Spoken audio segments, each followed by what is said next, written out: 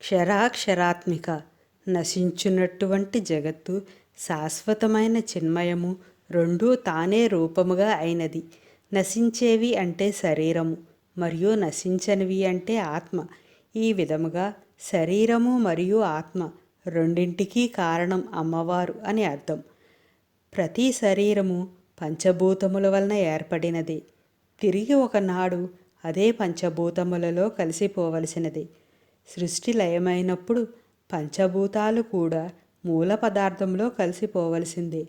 అంటే శాశ్వతమైన పరబ్రహ్మము నుండి వివిధ అశాశ్వత రూపాలు ఏర్పడి తిరిగి శాశ్వతమైన పరబ్రహ్మంలో కలిసిపోతాయి.